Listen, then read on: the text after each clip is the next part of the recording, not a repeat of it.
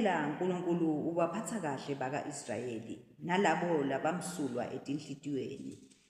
Kepha mine tinyawo tami tacishe taphambuka, kwasala kancane kutsi tinyawo tami tishelele, ngoba nganginemona nalabaticabhako ngesikhatsi ngibona kuchuma kwalababi. Abayiva iminjunju yebuhlungu nabafa, nemitimba yabo icinile itinsakala. Tinhlupheko letehlela abantu bona atibehleli, abavelelwa ngemashwa njengabo bonke bantfu.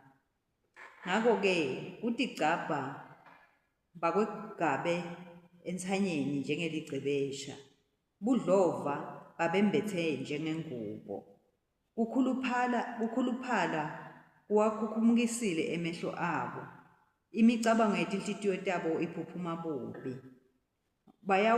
Bayaphukuta bakhulume lokubi, bakhuluma incindzetelo ekutiphakamisa kwabo. Ngemilomo yabo bahlambalata lizulu, ngetilimi tabo bacilata umhlaba. Ngako-ke sive sakhe sijikela kubo, sibakholwe kuko konke labakushoko. Sithi, Nkulunkulu angati kanjani? Kukhona yini lokwatiwa ngulosetikwa konke?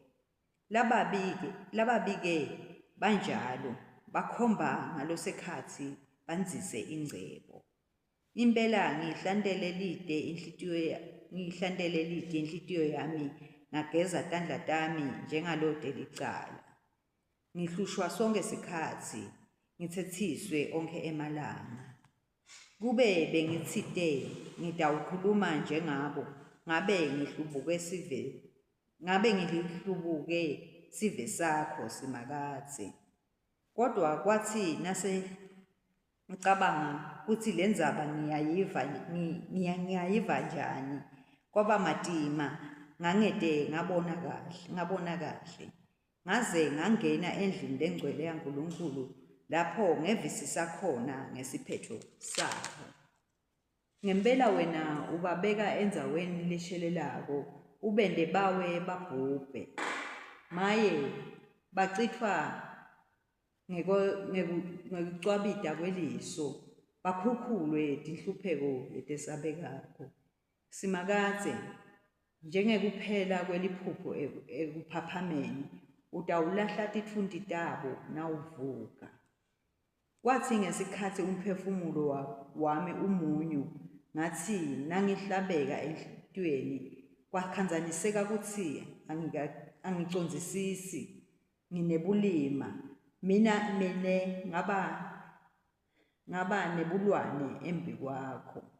Noko-ke ngihlala nawe onke emalanga, ungibambe ngesandla sami sekudla, uyawungihola ungicondzise ngeteluleko takho, ekugcineni uyawungikhatimulisa ebukhosini. Ngubani lenginaye ezulwini ngaphandle kwakho? Nanginawe kute lengikufunako la emhlabeni. Nome umtimba nemphefumulo wami kwehluleka, kodwa Nkulunkulu ulidwala lenhlitiyo yami, nesabelo selifa lami ingunaphakadze. Ngobe labakhashane nawe bayabhubha, ubacitsa ubacetse, labahlubuka kuwe ngekona. Kodwa mine kungilungele kusondzela kuNkulunkulu, simakatse inkhosi, ngimende waba siphephelo sami, kuze ngishumayele ngako konke lakwendile. Akudunyiswe uyise ndodzana namoya ngcwele. Njengoba bekunjalo ekuqaleni, kusenjalo nanyalo, kuyakuba njalo kude kube nini nanini. Amen. Sifundo sekucala sibhalwe eTestamenteni lelidzala encwadzini ya Ezra 6. So cala kufundza ku verse 1 siye ku 22.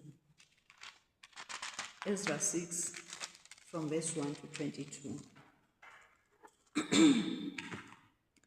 Darius inkosi wakhipha umthetho wekuphenyisisa etindlini tekugcina imilando yebukhosi eBhabhilona. Kodwa kwaze kwatholakala incwadi legocotiwe edolobheni lase-Ekhatana eveni laseMediya lekwakubhalwe naku kuyo umbiko lobhaliwe wekukhumbula ingqikithi yendzaba. Ngemnyaka wekucala wekubusa kwenkosi Khuresi, inkhosi yakhipha umthetho macondzana nelithempeli laNkulunkulu eJerusalema lowathi lithempeli alakhiwe kabusha, khona litewuba yindzawo yekwenta iminikelo netisekelo talo atakhiwe. Lifanele libe ngemamitha langaba ngema-27 kuphakama nemamitha langaba ngema-27 bubanti. Libe nemigca lemithathu yematshe lamakhulu, ube munye wetingodlo.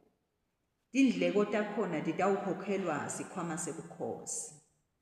Lokunye timphahla tegolide netesiliva tendlu yaNkulunkulu letatitsetfwe nguNebukadnezari etempelini eJerusalema watimikisa eBhabhilona kufanele tincandzekiswe tibuyiselwe tindzaweni tato etempelini eJerusalema tibekwe endlini yaNkulunkulu. Dariyuse wabe sewubhala incwadzi leyayimphendvulo watsi uThatenayi umbusi wasentshonalanga Yufrate Shethari Boznayi kanye netiphatsimandla talelo live, sukani lapho etempelini. Ningacali niphazamise umsebenti welithempeli laNkulunkulu. Yekelani umbusi wemaJuda kanye nebaholi bemaJuda bachubeke nekuyakha kabusha lendlu yaNkulunkulu kuleyo ndzawo yayo. Ngetulu kwaloko ngishaya umthetho kutsi nibasite labo baholi bemaJuda ekwakheni lendlu yaNkulunkulu. Tindleko talamadoda titawukhokhelwa ngalokugcwele esikhwameni sebukhosi semthelo lophuma entshonalanga Yufrate, khona lomsebenti ungetiwuma. Kodwa lokudzingekako tinkunzana netihanca nemazinyane etimvu lamaduna emnikelo wekushiswa kuNkulunkulu wasezulwini, nakolo neluswayi neliwayini nemafutsa njengobe kucele bapristi eJerusalema, kufanele kunikelwe onke emalanga kungakholoti. Khona batewunikela imihlatshelo lejabulisako kuNkulunkulu wasezulwini, kuthandazelwe inkosi nemadodzana ayo ukuthi konke kubahambele kahle. Ngetulu kwaloko ngishaya umthetho ukuthi lowo lotawugucula lomthetho kuyawufutwa likabha endlini yakhe licijwe nganhlanye bese ugwazwa ngalo. Indlu yakhe shangathi ingentiwa ibe yincumbi yemfucuda. Shangathi uNkulunkulu lowende kutsi libito lakhe lihlale lapho, angacitsa nome nguyiphi inkosi nome sive lesiphakamisa sandla sekugucula lomthetho noma sekubhubhisa lelithempeli leliseJerusalema. Ngimi Dariyus lokhiphe lomthetho. Kufanele wendiwe ngenkhuthalo yonke. Ngenxa yalomthetho lowase ukhishwe nguDariyus inkosi, boThatenayi umbusi wasentshonalanga Yufrate naShethari Boznayi kanye nabangani babo bachubeka nekuwugcina. Ngako baholi nemaJuda bachubeka nekwakha nekunotsa. Bashinyayelwa nguHagayi umprofeti kanye naZakhariya wesitubulwane sa-Ido. Lithempeli bacedza kulakha ngekwemyalo waNkulunkulu wema-Israyeli nangekulandzela imitsetfo layayishaywe nguKhuresi naDariyusi kanye na-Artaxerxes emakhosi asePheresiya. Lithempeli lacedwa ngelilanga lesithathu enyangeni ya-Adari ngemnyaka wesithupha ekubuseni kwaDarius inkosi. Bantu baka-Israyeli, bapristi nemalevi kanye nabo bonke laba bethunjiwe bagubha umkhosi wekuvula indlu yaNkulunkulu ngekujabula. Ekuvulweni kwalendlu banikela ngetinkunzi letilikhulu nangetihanqa letingema-200 nangemazinyane etimvu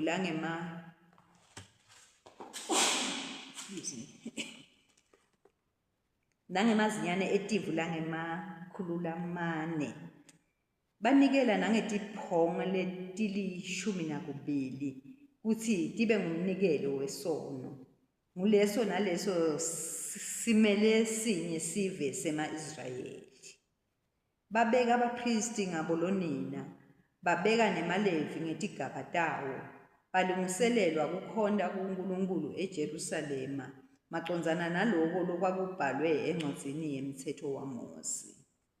Ngelilanga leli-14 enyangeni yekucala, labathunjwa bagubha umkhosi weliphasika. Bapristi nemalevi base batihlambululile sebahlandeke bonke ngekwemtsetfo.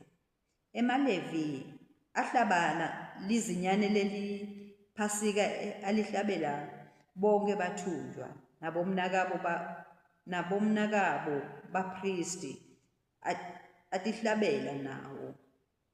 Ngako ema-Israyeli labebuye ekuthunjweni alidla akanye nabo bonke labebetehlukanisele batigcina bangede benta tintfo letingcolile letatentiwa ngulaba betive lababomakhelwane babo. Khona batewufunisisa simakadze uNkulunkulu wema-Israyeli. Batsatsa emalanga lasikhombisa bagubha umkhosi wesinkwa lesingenambiliso, ngobe simakadze abebajabulisile ngekugucula simo senkosi yase-Asiriya yaze yabasita ekwakheni indlu yasimakadze uNkulunkulu wema-Israyeli. Siphela lapho sifundo sekucala. Sifundo sesibili sibhalwe eTestamenteni lelisha encwadzini yeSambulo 5. Socala kufundza kuverse 1 siye ku-10. Revelation chapter 5 reading from verse 1 to 10. Esandleni sekudla salowo lohleti esihlalweni sebukhosi ngabona incwadzi legocotiwe ibhalwe ngekhatsi nangephandle, ivalwe yananyathiselwa ngetimphawu letisikhombisa.